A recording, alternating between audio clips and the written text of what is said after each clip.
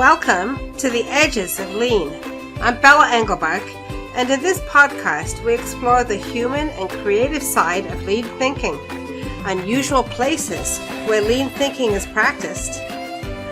We meet people who are practicing continuous improvement in many different flavors and styles. So come along with me on a journey to the edges of lean. Episode 29, Continuous Improvement and Overcoming People-Pleasing. My guest today is Brenda Florida. A lot of us in continuous improvement relish our roles behind the scenes as helpers and coaches, but we can fall into the trap of people-pleasing and shy away from developing our own personal power. Brenda Florida's message is about developing and using that personal power through finding and speaking our truth, even as we support and empower others. Brenda Florida is a certified life coach and a podcast host. Brenda Florida, welcome to the Edges of Lean. Thank you so much for having me. I'm excited to be here. Well, I'm really excited to talk to you because I think you have a topic that we really haven't talked about much in the lean community, especially among those of us who are working in organizations and feel like we need to please people all the time. Mm-hmm. But before we get started, could you tell us about Brenda and how did you get into this?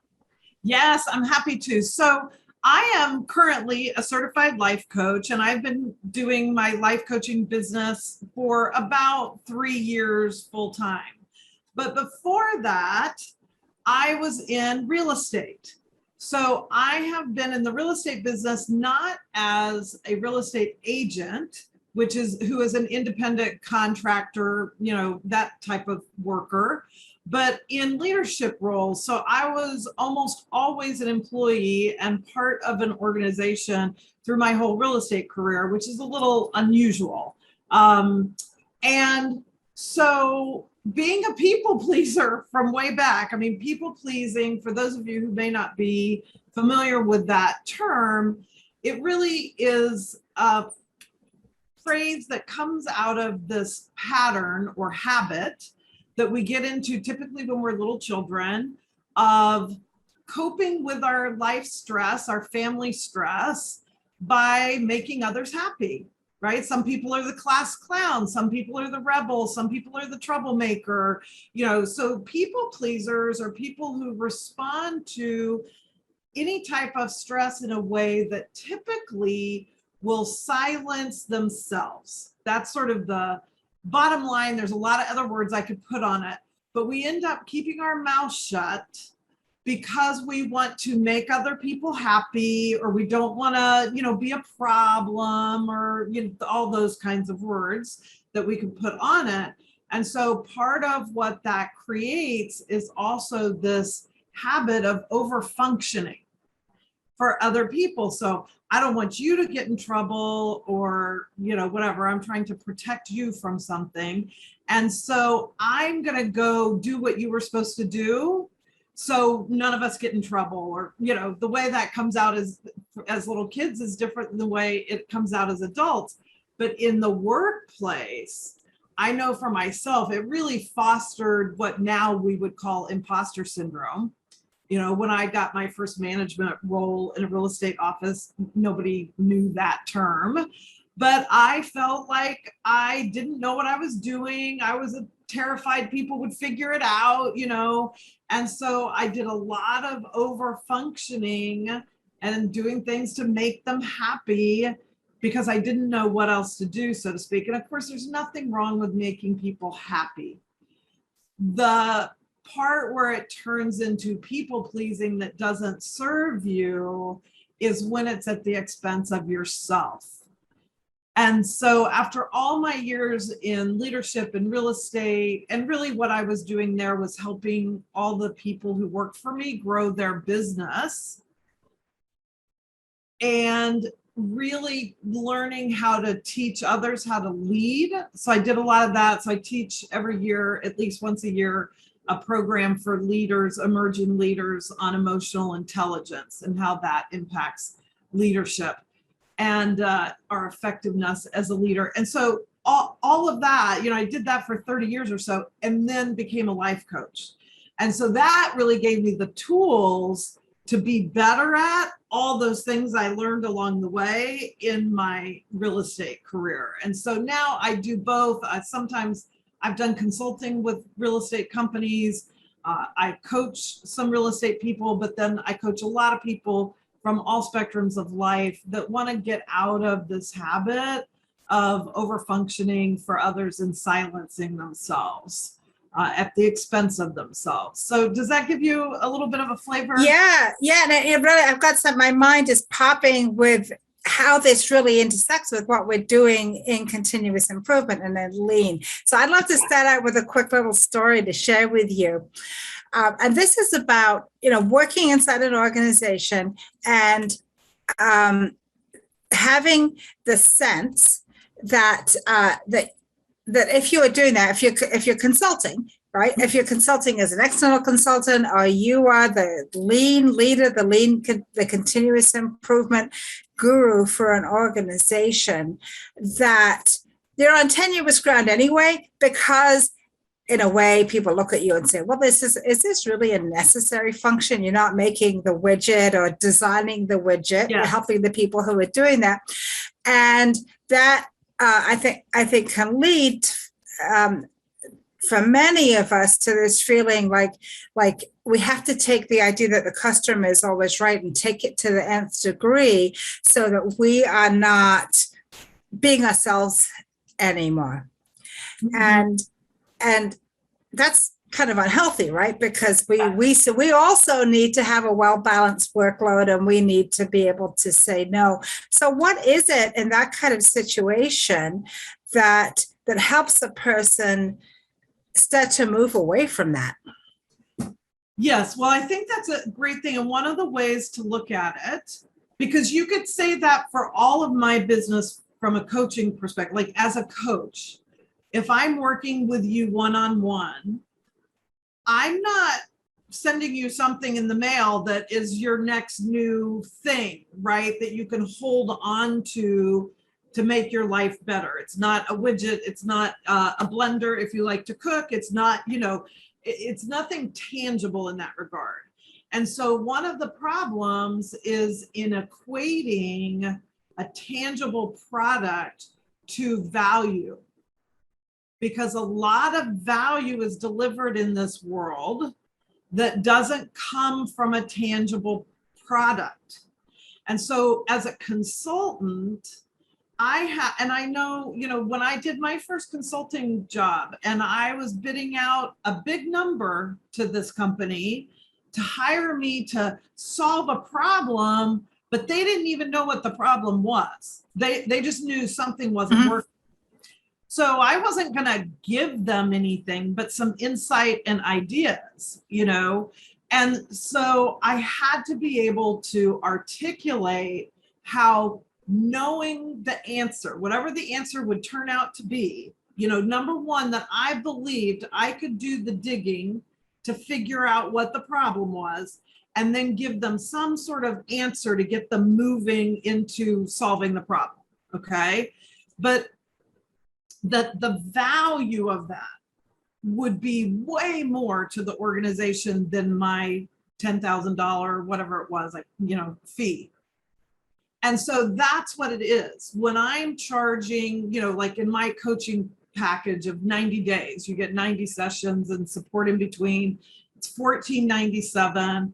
So I have to be able to articulate that you're going to up level your life. You're going to move in this. And I love your, continuous growth phrase, so that the value to you is going to be way more than the $1,500 you're going to pay me. And you're going to know that, and you're going to feel that from the changes in your life.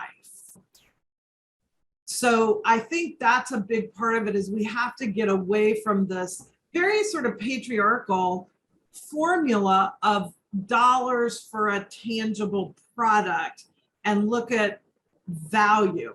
And what is my contribution, whatever you're hiring me to do, that contribution, how much value is that going to bring to your organization? Does that answer your question? Did I go far enough? Well, I think it doesn't in a way, but what I'm thinking of is sort of even further. So when I was inside a company and I had consultants reporting to me who were working with different functions, one of the things I frequently found them doing was this over-functioning.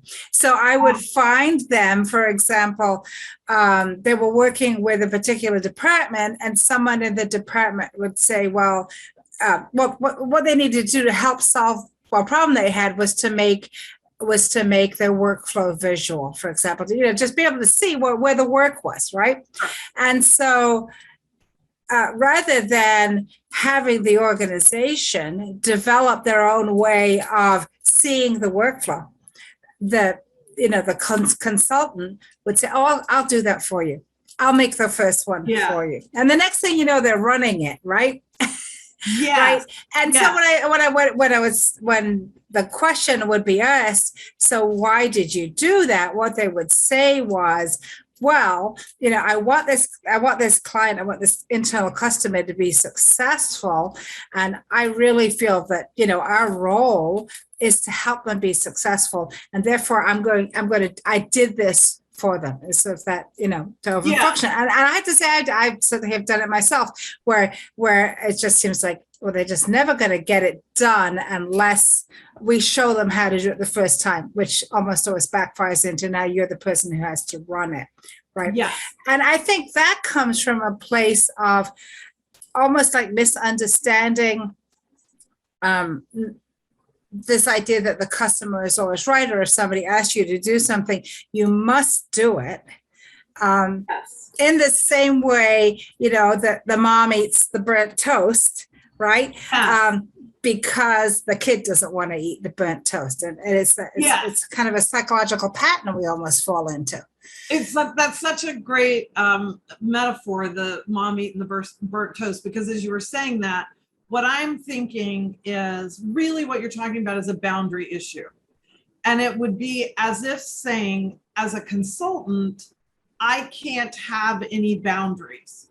So whatever they ask, I have to say yes. If I have a great idea, and this means the company needs a new tool, like the visual, workflow, I have to create it. So I have no boundaries. It's really not that you would say that out loud, but that's the way it's coming out, is as if I have no boundaries, which is what happens to us so often in motherhood. So for anyone who has children and can think of that metaphor, people who have children, if you don't, and you've seen this happen, where parents are over-functioning for their children, and it doesn't serve the child.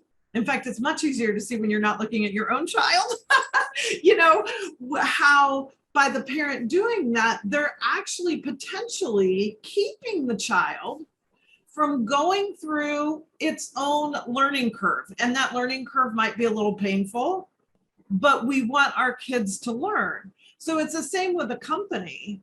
If I start doing all the things I'm recommending they do, then the company hasn't really learned that, right? I've glossed that over for them by creating it myself. And so I think part of it is going into your relationship with the company with as clear boundaries that you can draw before you start the consulting project. Like as much as you can see ahead to say, okay, I'll go this far. Like for instance, in this one big one I did, I said, basically, I'm going to figure out your problem and I'm going to give you some ways to solve them. I'm not going to do the work of solving them, right? I mean, I could articulate that. Sometimes it's not that simple, but you've got to be able to have a relationship where you can say, okay, I can give you some resources for visual flow, and then you guys decide which one you want and who you want to put in charge of implementing that for this department or this company or whatever, so that you're not just leaving them hung out to dry, but nor are you letting go of all your own boundaries and doing the work for them, because you really end up in the end potentially doing them a disservice. Yeah, in the same way that you were saying about children. So just as a child might not learn to cross the street safely until they go to college, as you know, is kind of an outrageous example. What you're almost saying to them is, I don't think that you are capable. You're actually not looking at them as having a capability. So in kind of a perverse way, even though you might be thinking that you're doing the right thing and pleasing people, what you're really doing is not respecting their full capability to learn and to develop what they need to do. And in Lean, we have this concept of respect for people, which is this idea that people are absolutely incredible, creative beings, able to learn and solve problems very well. Sometimes need some help learning to do that more and more effectively. But the moment we do something for them, but that we should probably have them do for themselves, then we as inside ourselves is perhaps saying, I don't know if you really can.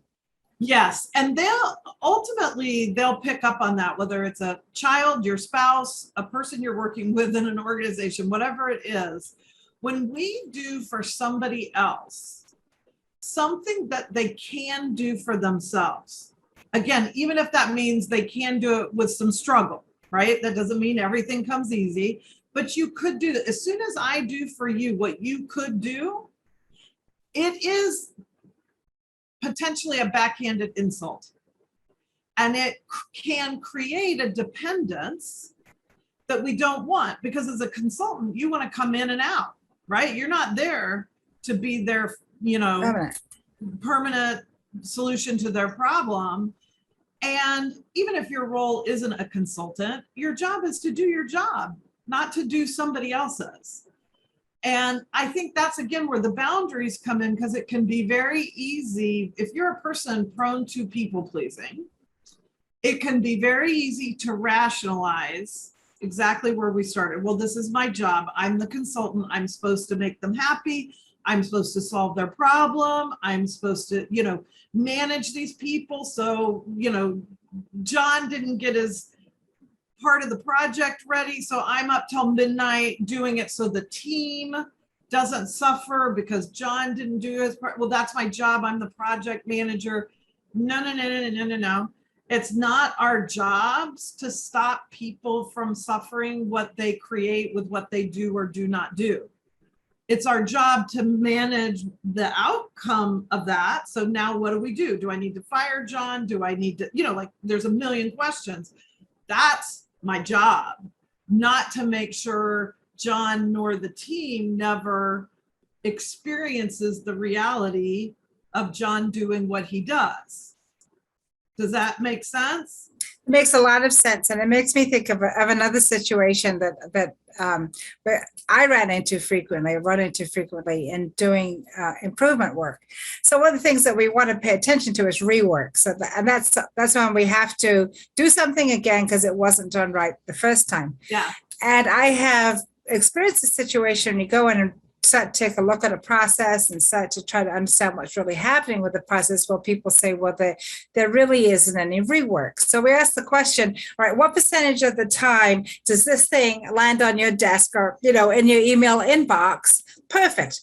Exactly the way it's supposed to be, so that you can do your piece and send it on down the line.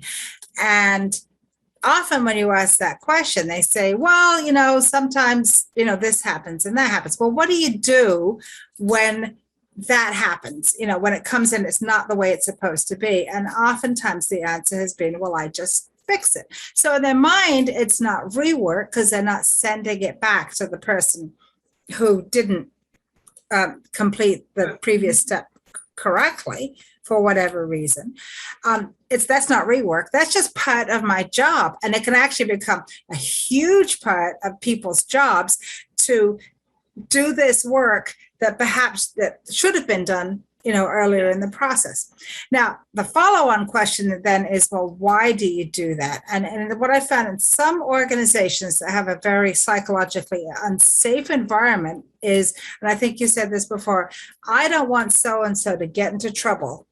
Yeah. for this being done incorrectly. So they know that they're in an environment where it's not going to be taken well when they find out something's not going well, and so they want to protect this other person.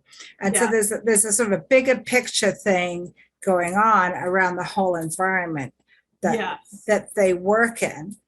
But it's just so fascinating, to find out time and time again that when people are struggling with a process and things are taking longer than you expected, so many times it's because they're actually fixing something to protect another person. Yeah. So how would you suggest that when you find a situation like that, what might be the some of the things to do to help improve that? Well, so this is a really complex issue because, of course, there are workplaces or departments in workplaces, project, teams, whatever, that can be very toxic and, in truth, very unsafe for all the people that are working in there. So I don't want to make light of that and sound like I've got some, great answer that's just going to solve all this. But then there's a spectrum of that, right? There's the super toxic to the not, and everything in between. But what I know for sure is that those ideas, whether it's in the workplace or at home, of I've got to do this to protect somebody else, that's a very mindset. That's a thought. Those are thoughts in your head. It's very driven by mindset, okay? And our mind often tells us things that are not true at all. We've all had the situation where we thought somebody was mad at us, and we probably even had evidence because we called them and they didn't call us back, or they didn't respond to an email or text or something, and we're just sure they're so mad at us and we don't know what we did, and my goodness, and all this stress. And then we find out, whatever, their phone was dead, or they were at a conference and we didn't realize it, whatever. Nothing happened. That whole trip was a trip we took in our head. And so we have to be really careful also with this idea of, I'm going to do this to protect this person, because protecting your own idea of protecting that person may not be what's in their best interest. It may not be what's in your best interest. It may not be what's in the company's best interest.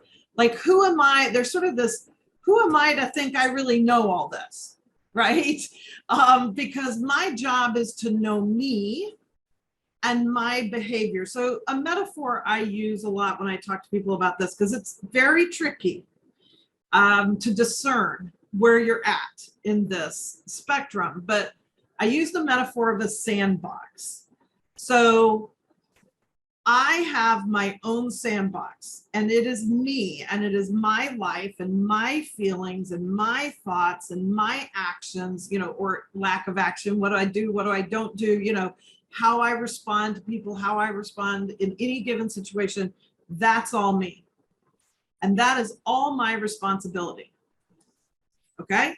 Then you have your own sandbox, Bella, as does every listener. Everybody has their own sandbox.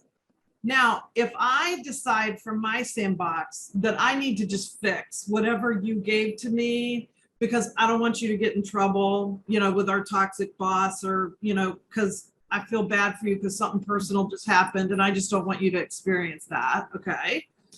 I am over in your sandbox, because that's your life, your actions, your feelings, what you do, what you don't do is your sandbox. And as soon as I go jump into your sandbox, I have no authentic power. We lose all of our power when we get into other people's sandboxes, because that's where they have their power. And so we don't belong there. Now, I could make a suggestion to you, right? Or I could say, hey, do you have time to redo this? I found these mistakes, or, whatever. We can talk about it. But when I just decide I'm going to take over that part of your sandbox and make that little sandcastle the way it should be, so nobody notices that you didn't, it can get very messy, because we only have power in our own lives over what we do, not other people and what they do. There's no power there. And that's why we usually get bit in the butt by it at some point. Does that sort of make sense or resonate with how you're thinking about this? It does, and I'm thinking, it's the same concept that we were talking about before with parents, right? Yeah. So again, you're kind of looking at this other person and saying, well, they're not able to function. I'll over function for them, and you're kind of looking at them, and as you said, it may be sort of a backhanded. Yes, insult compliment, or whatever, that this person can't function for themselves, and well, maybe they need some help speaking up, or maybe the boss needs to know that there's something in the working condition that needs to change so they can do their job right. But but as soon as you start to do their work, then you're taking away, as you said, you're taking away their empowerment. Yes, and it is the idea that we don't know, like, it could be the best thing for that person to have a showdown with the boss, to maybe even lose their job or get mad and quit. Like, we never know. Everybody's got a story about how the worst thing that happened to them turned out to be the best thing. So who am I to try to decide I'm wiser than all of that we cannot see and know about another person and their journey, to interject and protect them from that? Like, that's just not my job. That's really interesting, because that is the thing I think that people, when it comes down to it, people say, well, why don't you want to? Well, I don't want them to get in trouble. They might get reprimanded. They might get fired. But as you said, in the bigger picture, for a lot of people, that's not necessarily the worst thing that could happen. And it might not be. And it's just going to sound terrible, because in lean, we encourage not having a high turnover, right? Yeah. But it might be the best thing for the boss too, because it might be, if the boss is I feel like I'm skating a little on thin ice here with my lean colleagues, but if the boss is running an environment in which it was very difficult for people to do their job right, if they keep having to fire people, or people keep quitting on them, that may be a message to the boss too. You're going to have to do something about this so that you don't have this expensive turnover to manage. Yeah. What are you going to do about that? So that's it's a message for them. It's a painful. It could be very painful, but because when you're the manager, so let's just presume all of us listening here are really always trying to be our best selves in the workplace. Okay. But if you're managing any group of people, I don't care if it's one person or 100, if you don't really know what's going on because someone in that group is covering for somebody else, there's all kinds of things you cannot effectively manage because you don't even know they're going on. And this is especially true in these environments where the work is invisible, right? Yeah. So that when you're talking about an environment where it is, maybe we're working on a document together, and so it's not like I can actually watch you, make a thing, and then it goes down the line to the next operator on the line, and you can see, did they talk it just enough? Yeah. But if you're working on, say, a document together, or some other type of information flow, it is hard enough for the manager to go to the Gemba, which means, go to the actual place and see what's happening just under normal circumstances. But now if people are hiding things deliberately to protect their friend, that makes it even harder on the manager. So it's a sort of another disservice to how do we understand what's really happening? And because if we don't understand, we can't improve it. Yes. So that's how I tend to think of it. I like to think one way to help me in my barometer, so to speak, with where do I need to set a boundary, and where am I just doing a favor for somebody, kind of a thing, And that's part of it is, I would think, well, if I was the boss, whatever that means in whatever organization, would I want to know that Bella's not really contributed to this project we were doing? Brenda did most of it, whatever. Would I want to know that? And if you and I are doing this project and it's hard for anybody else to see exactly what I'm doing and what you're doing. If you have a bad day and underfunction one day, I'm going to probably just, help out the team thing and help out and not worry about it. But if it's day after day after day, then I'm thinking, okay, so if I was the boss, would I want to know? And if the answer is yes, that helps me say, okay, I'm going to have to set my boundary and I'm going to do it with you first. I'm not going to go straight to the boss and tattle because one, I'm the one who's been covering, right? Mm-hmm. So first I'm going to go to you and say, hey, I know this thing happened or you had this bad day, but it doesn't seem like you're recovering or it seems like you're still, so what do we need to do? How can I support you in getting back to the production level you need to be at or, whatever the appropriate thing is. And then if I get nothing from you, then I'm going to go to the person I'm reporting to about it. If I can't get you to respond or whatever. But that is one way I can help figure out where do I start down that slippery slope from being a nice person to being a people pleaser, which doesn't serve any of us in the end. It doesn't serve any of us. And it especially doesn't serve you because then you end up, doing the 16-hour days or feeling resentful or all of that. And nobody's going to appreciate that, right? Then we go into that resentment of, I'm not appreciated at work, whatever. Well, maybe a bunch of what you want to be appreciated for isn't even your work. So of course no one's appreciating you for it because it's not even yours to be doing. And so that's always, resentment is the biggest litmus test I use for people. I don't care if it's in workplace or personal, anything personal. When you imagine yourself doing something, taking on a project, taking the lead, whatever it is, folding the laundry, if you imagine that, and if nobody said thank you, you would be resentful. That's a red flag. Because we all do lots of things all the time that nobody actually says thank you for.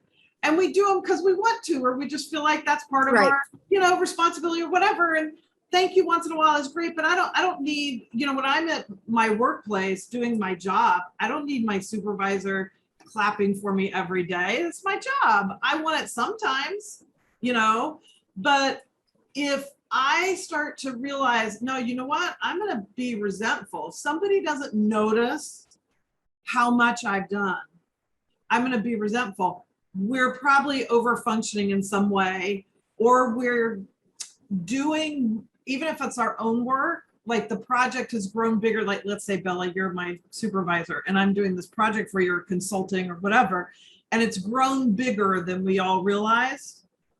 Then and I can imagine I'm going to be resentful if you're not bowing down, telling me how awesome I am. I need to come to you and talk about how the project has now gotten bigger than either of us imagined, or what, maybe that's the check-in. Maybe no one else is under functioning, but it's grown bigger than we realized it would. It's not my job to absorb all that.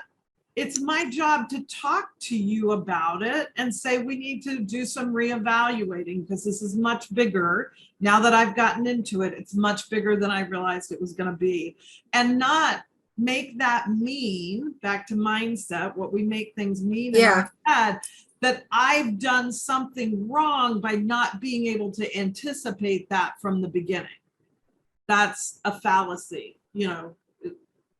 It's just stating facts. This is how big we thought it was.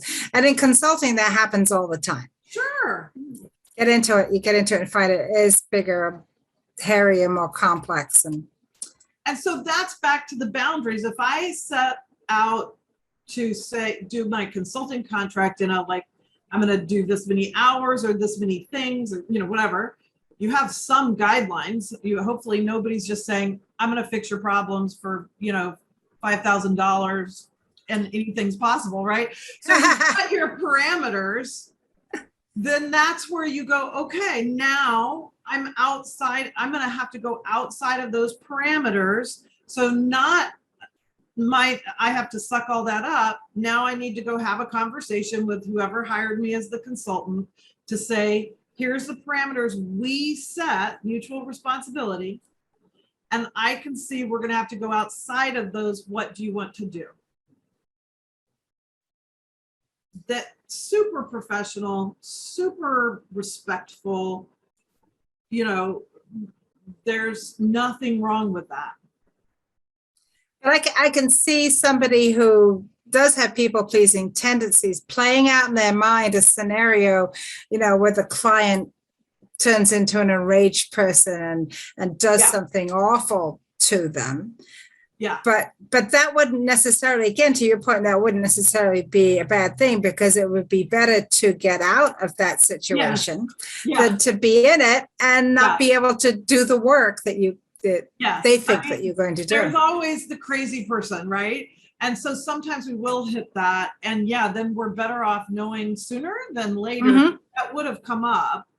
And so often that fear of that crazy person or that crazy reaction is really just in our minds and not actually what's going to happen.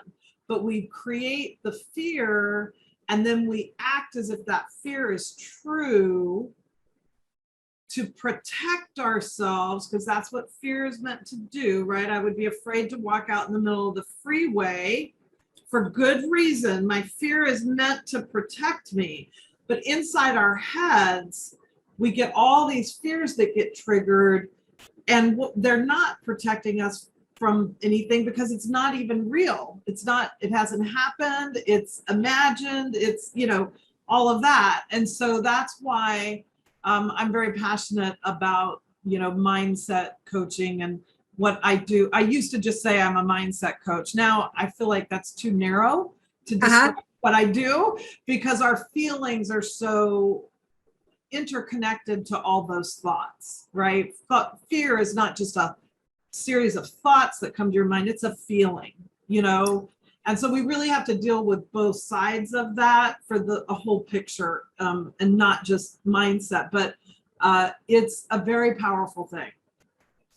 I think it's very important, when you feel fear, and you're so right, Brenda, you feel fear, you'll feel it in your gut, you'll feel it in your mouth going dry.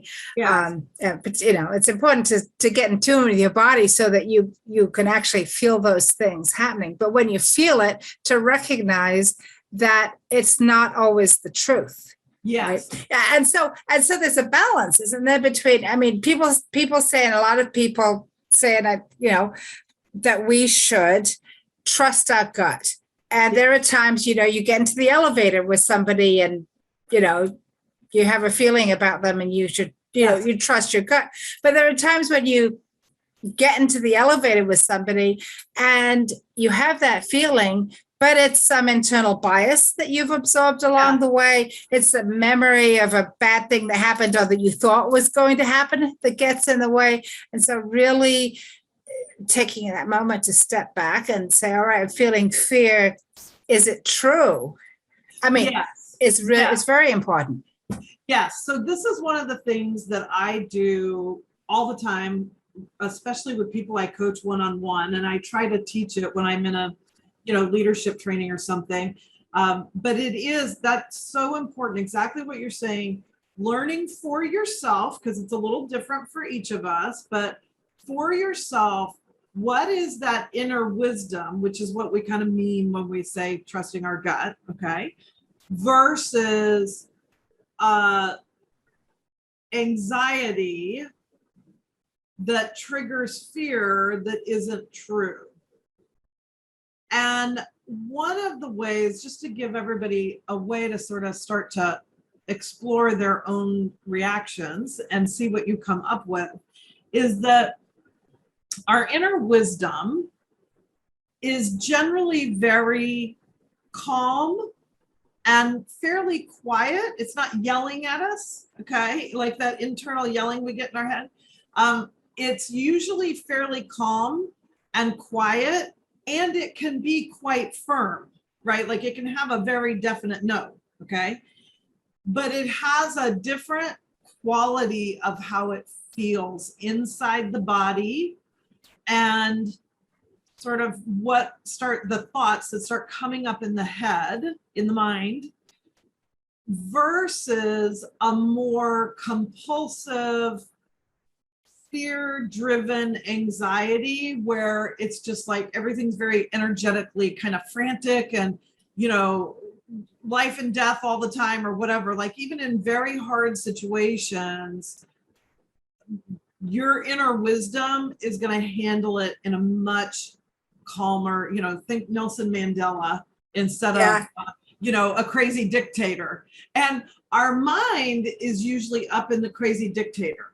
You're stupid. Why didn't you see that? Run away. Like, it's usually more crazy dictator. And the heart or the soul or our inner wisdom, whatever words you like to use, is usually just like, no, honey, don't do that. And when you practice, that's like a muscle, like any other, exercise you do. When you first do it, it's hard. You can't tell it's done any good. You're not sure you're getting it, whatever. But if you keep practicing that so that you can begin to hear the difference and feel the difference in your body of inner wisdom versus anxiety and the kind of fear that isn't there to really help us, it's to hold us back, you'll start to feel the difference between those two things. So does that require or suggest that people should be taking time each day to have a time and a place to think, to separate themselves from their work or their family, or work and family? Yes. I am a big believer. We'll go back to our sandbox metaphor of making sure you play in your own sandbox plenty, just by yourself, and get to know that environment of your own sandbox. Get to know your body. One of the exercises I take people through, even in a group experience, is this body compass exercise that I learned from my teacher, who is Dr. Martha Beck, where, we think of a really fantastic memory, and really imagine it, get back in that, and notice, and then check in with your body. What does my body feel like? Do I feel light? Do I feel tingling in my hands, my arm? People feel it all different ways. But you keep going back to those positive memories, or go back today to something that brought you a lot of gratitude or fun or excitement or pleasure. Okay, let me take a moment and check in. What does my body feel like? Because there's going to be real themes there. There's going to be a lot of repetition in what your body feels like when you're in a really happy, grateful place. And then the very stressful memory, a very stressful moment in the day, same thing. You're going to start to feel how it's always a contraction of some sort, tenseness and a contraction. Again, people feel it in different parts of their body, but when you're stressed, that's how it feels. It's very constricting. And when you're happy, there's always something lighter and more open about it. Even if it's hard. This doesn't mean, we think life is a panacea of only happy things are going to happen. But even in a difficult, leaving a job, even leaving a spouse, I left a partner and it was very difficult. But the quality of how I felt in my body and, in my soul was very peaceful and very, without stress, even though, I was financially dependent on him. I didn't have a place to live. There were all sorts of hard things happening, but it was not very stressful. And your body was telling you that. And my body was, because I took the time. In fact, because I knew I was in the throes of something very difficult, I felt like my number one job every day was to spend time with myself and get myself in that sort of peace peace and ease. So not easy, but ease, just that peace and ease, that openness. And then, okay, what are the things I need to do today to take care of my situation? So I'm thinking, thinking about folks who are going in and working in organizations, whether they're internal or external consultants, or people who are taking on, as managers, taking on the roles of coaching their employees, that time spent in the day getting themselves into that place and understanding their own body's reactions to situations is going to be time very well spent. Yes. Yeah. Brenda. And it doesn't take, you don't have to be a monk, meditating for 6 hours. It really takes very little time. What it takes is intention. Like it takes that intention to say, not just I'm going to sit in my car for 5 minutes, but I'm going to sit in my car for 5 minutes before I start driving to tune into myself and check in and see what my body needs, and or give myself the space to let some of that steam or pressure or whatever word you want to use, whatever it feels like, let it start to dissipate. Because our bodies are made, when you think about animals, we can watch an animal be in a very stressful situation. National Geographic, the lion is chasing the gazelle, and if the gazelle gets away, it recovers from that pretty quickly. They say within about 15 or 20 minutes, almost any animal will recover from whatever near-death thing has happened to them. Well, we are made the same way. We're made to recover, but we don't allow ourselves to recover. The animal shakes, like it literally shakes its body, so movement is super helpful. Going for a walk. That's why so many people love to go to the gym after work, because it lets them get that out of their system. It's a real thing. That energy can't be pent up inside of us. It needs some sort of release. You could do it with singing. You could do it watching, funny cat videos. I don't know. There's a lot of different ways to do it, but it's the intention of doing it is what makes the benefit really start to expand in your life, is when you have that intention of, I want to let this stress go. I want to get back to a place of more peace and ease in my mind and my body. What do I need to do that? That in 5 minutes, doing that a couple times a day will change so much. That's amazing advice. Yeah. Brenda, how do people find you? Oh, well, I have an easy name, so an easy website. My name is Brenda Florida. So my website is brendaflorida.com. I have a podcast that we can put a link to in the show notes called Liberate Your People Pleaser. And I do an episode every week on that. In fact, you're going to be a guest for me as well, and I can't wait for that. I'm excited. Yeah. So, and of course, I'm on Facebook and Instagram. I'm Brenda Florida Coach.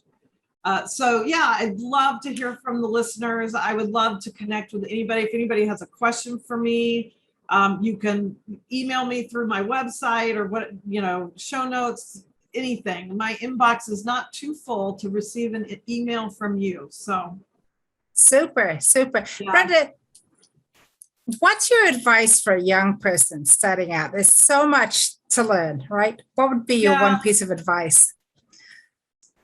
I think the most important thing is to remember really to stay in your own sandbox, right? To develop your skills, learn about yourself, learn how to set those boundaries, all things about you. Because what we tend to do, young or otherwise, is to think, if some circumstance outside of me would change, or some person would do something different, then I would be okay. Right? Like if you would just, Bella, if you would just do your part of the project, I would be fine. Right? And that's always not true because I have no power over you. So I want to be fine with or without you doing your project. So maybe that means I need to go talk to you, or I need to go talk to somebody else because you're not doing your project. But the only power we have is, again, back at home in that our own sandbox. It's what I'm doing, thinking, and saying.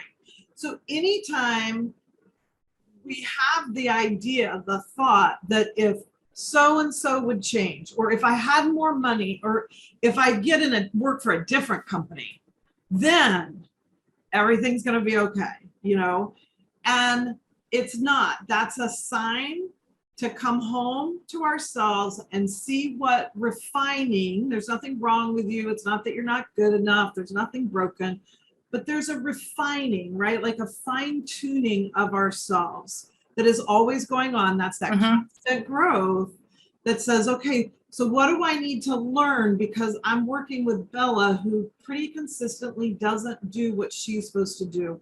What's in that for me?